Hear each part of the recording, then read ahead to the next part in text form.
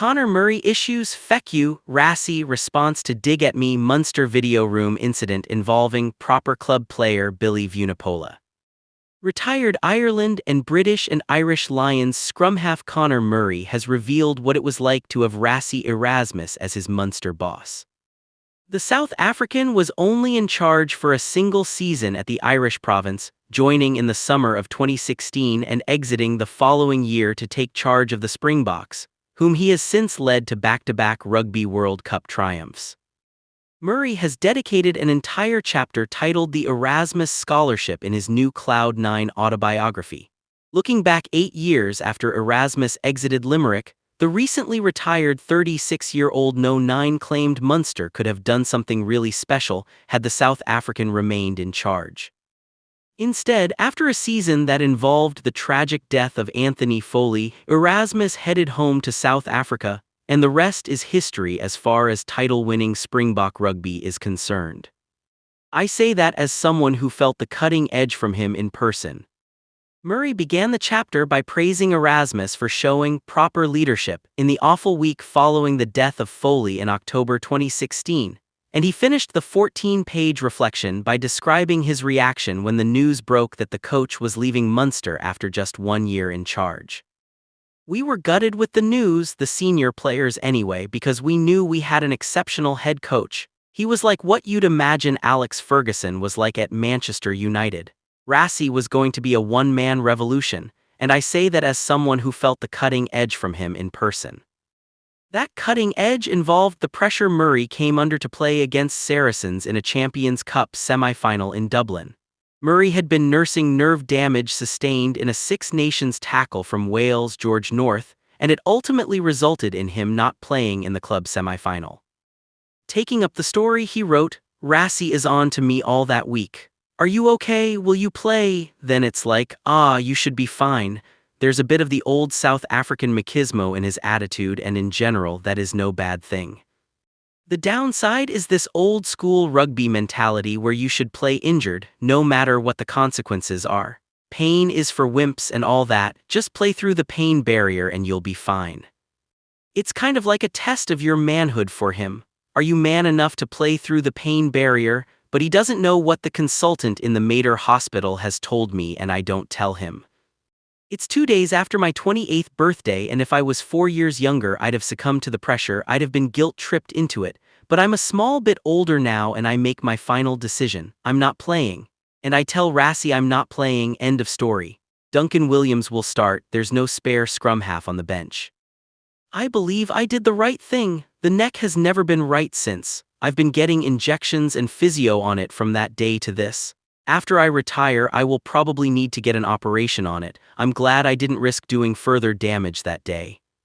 Without Murray, Munster were comfortably beaten by Saracens, who went on to lift the trophy some weeks later in the final against Clermont in Edinburgh.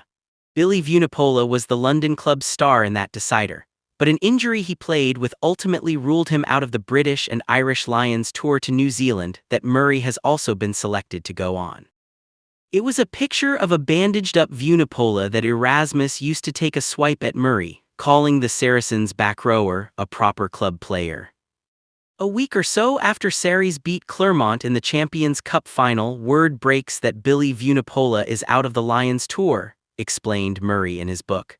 Billy would have been a shoo-in at number 8 for the Lions test team. He was the man of the match in the Clermont game. Apparently, he'd been nursing a shoulder injury through the latter stages of the season with Sarries. On several websites carrying the story, there's a photo of Billy with his jersey off and his right shoulder wrapped in bandaging. I remember after we'd beaten Ospreys in the Pro 12 semi-final at Thomond Park and were preparing for that brutal final against Scarlets a week later, Rassie was doing his video analysis at a team meeting. Out of the blue, he puts up on the projection screen one of the online reports about Vunipola's injury. It was accompanied by the picture of Billy with his bandaged shoulder, and Rassie's like, "That's what a proper club player is."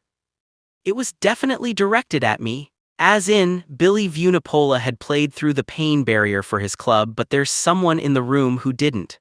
There was no one else in the room who'd been touch and go with an injury for the Sarries match.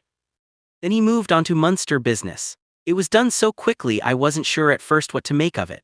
But when I thought about it afterwards, he'd gone to the trouble of downloading a report about a player who had nothing to do with us, and not just any report, but the one with the image of Billy Vunipola and his bandaged shoulder. It was a dig at me, it was definitely a dig. All I can say about it now is, feck you Rassie and the horse you rode in on. It was only a few weeks before the Saracens game that he told us, the players, he was definitely staying. You can't but say he was completely vindicated too in that decision after all he has achieved with the Springboks. Fair play and congrats to him. We were gutted he left, and as it turned out, with good reasons too. Earlier in the chapter, Murray described Erasmus as a blunt, hard-nosed South African. You could tell he was an old-school Springbok from his confrontational attitude. He then went on to recall a fractious team meeting at Munster where the head coach, bad cop to assistant Jack's knee neighbor's good cop style, flared up and banished a player from the setup for a fortnight. When Rassie was bad, you'd know all about it. We were reviewing a game on video one Monday morning in the meeting room in UL, and Rassie was making a very serious point when he noticed one of the lads wasn't paying full attention. This fellow was smiling about something as if what Rassie was saying was humorous in some way. Next thing, Erasmus turned his guns on him. He called this player out. "Do you think that's fucking funny?" There's a pause while our fellow realizes what's happening. "Do you think it's funny?"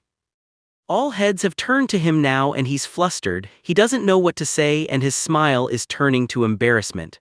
Rassie's like, "I'll tell you what's fucking funny. You can go back to your club for 2 weeks because I'm not joking here, I'm not fucking around."